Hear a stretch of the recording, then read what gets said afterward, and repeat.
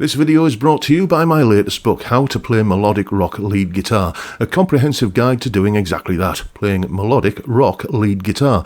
This is not just some collection of scale patterns and tabs, although you do get plenty of those, but you also get an entire chapter on how to come up with your own licks, as well as video content, tutorials and demonstrations, loads of jam tracks, and all the way through I'm encouraging you to expand your fretboard knowledge and showing you how you can think in a more musical and melodic way. Check out the link in the description for more details.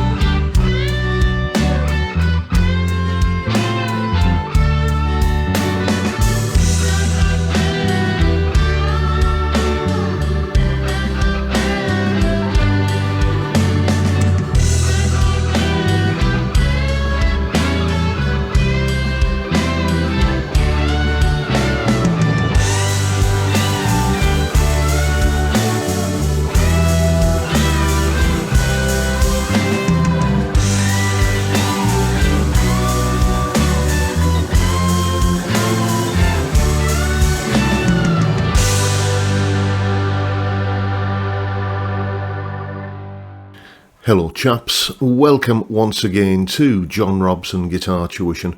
As always, I do hope you're well. That little solo there was me demonstrating and employing one of, I think, the most defining techniques involved in playing any form of electric lead guitar. The wonderful world of bending strings. If this is something that's new to you, or if you have maybe a couple of issues with string bends that you just think, well, yeah, but it always seems to go wrong in this way or that way whenever I try to do this or that, then maybe there'll be some helpful information for you in this video. So let's cut straight to the chase and take a look at what's going on when you start bending strings. Here is the explanation. Okay then, string bending. Let's start off with the basic technique.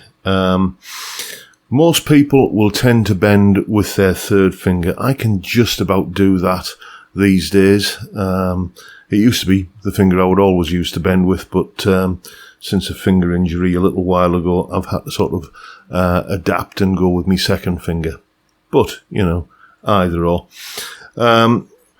You're not just going to be bending with one finger, you're always going to need, in my case, another finger in the fret behind it to sort of back it up. Your thumb needs to be round the top of the neck like this. That's generally accepted as being the best way to do it, although some people seem to get good results with the thumb dropped down like that.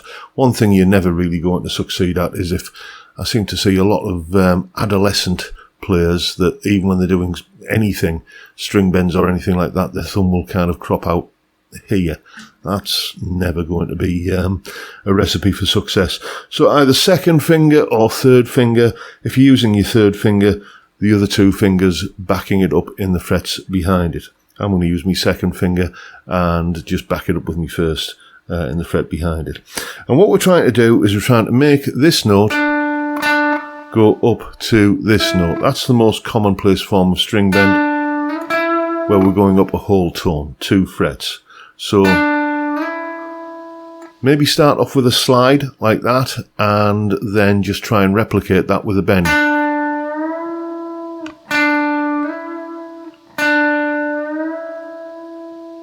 Like that, okay? Or, you know, sometimes you might want to do a minor third, 3 semitones. So we're going to make this note go up to this note.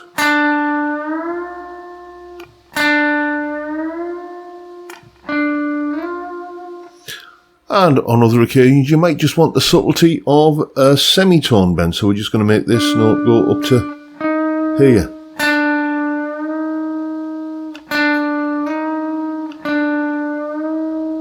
Like that. Okay, so practice getting those pitches accurate. While we're talking about bending, it's worthwhile also looking at another aspect of the technique. I'm going to exaggerate this now for clarity and effect. But if you just go onto the string, like in the same sort of angle that you would go if you were just kind of playing around the strings like that, just doing other kinds of licks, then what's likely to happen is this. Oh, I couldn't make it happen then.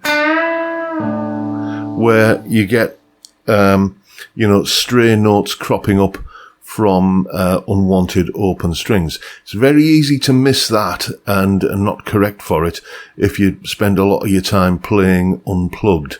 I see this a lot where people who just practice all the time without plugging in, suddenly they plug in and they get a bit of gain on as well, and all of these kind of awful unwanted open string notes start just drowning everything out. So how do we counter that? Well, it's not a case of missing the other strings. You cannot bend up to pitch if you're going, say, a tone or more without trespassing on the real estate owned by these strings. It's a case of getting in and out stealthily. And the way that I like to do it is, instead of going on at that kind of an angle, I do that. I'm pushing the string up from underneath rather than pulling it up from on top. So if I do this, then I'm going to get, that, I think that was the 5th string there. But if I do this and push up from underneath, the problem disappears. And you can see what I'm doing here is like what we call a bend and release. Okay? Sometimes that is necessary. That's what we want to hear, Other times it isn't, okay? And another problem that people have is that every time they do a string bend, they automatically just end up doing a bend and release. So something that should sound like ends up sounding like, okay? You need to employ some muting with this hand. What I tend to do is, if you look closely at this hand, I'm putting either just the side of this thumb or the pick onto the string to keep it quiet for the release part of it.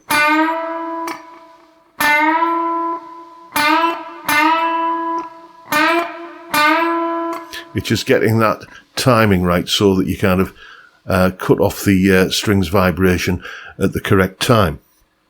There are basically 3 types of string bend. You've got just the straight up bend. You've got the bend and release. And you've got the pre-bend and release. That's very much a Brian May thing. He likes that a lot. And you can do those over like a whole tone, as I was doing there. You can do it over a semitone,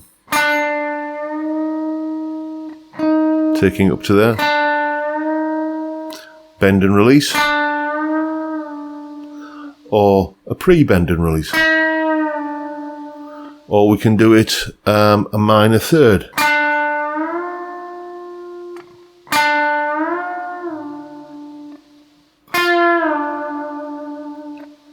Like that. Maybe the pitch on that last one wasn't brilliant. The pre-bend and release is always the trickiest one because you've not got any reference. You just can't. So that one wasn't bad. But the pre-bend and release is often the trickiest one to get. So that is how to do string bends.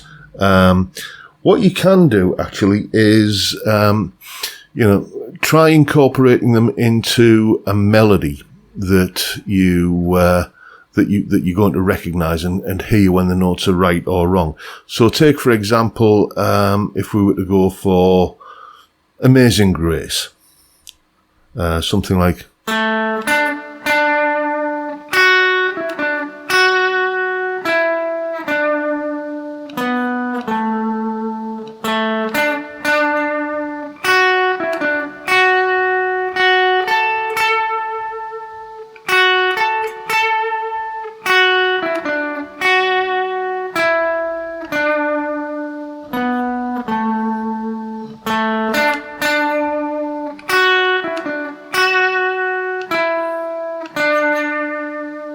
then I could replace some of those notes with bends.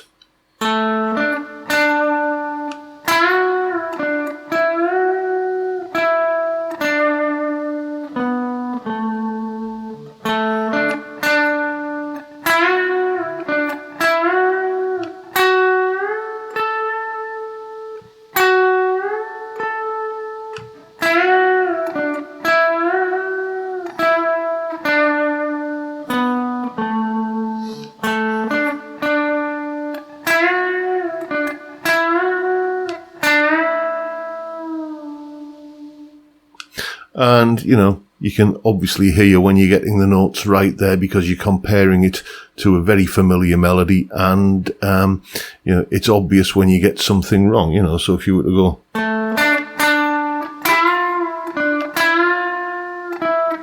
you can hear that's just not quite, you need to work on your pitching a little bit more there. So there we go. That's a potted guide, a quick whistle-stop tour of string bends. One of the, I think, defining characteristics of blues, rock, country, all forms of electric lead guitar playing, perhaps with the exception of, you know, the old school kind of jazz stuff, which doesn't tend to employ it as much. But for everything else, it's pretty much essential. So now you know what to do. Go away and have some fun with it. And as always, you'll find a full tab for that solo at the top of the video in both Guitar Pro and PDF formats, along with a clip of me playing it, that explanation you've just seen there, and an extended version of the jam track to play along with for yourself. That's all up on my Patreon page. There's the address, link in the description. As I'm sure you already know, it's $3 or about £3 a month to get access to all of these resources and goodies that go along with these YouTube videos. And of course, a massive thank you to everyone who supports me in that or any of the other ways, all of which are downstairs in the description. And I will just apologise if I've looked a little bit glistening and moist throughout this video. We're in the middle of what constitutes a heat wave in the UK at the moment, and the moment the sun comes out, this room turns into a sauna. I'm sat here sweating like a glass blower's arse, to be honest with you, but it's better than working for a living, isn't it?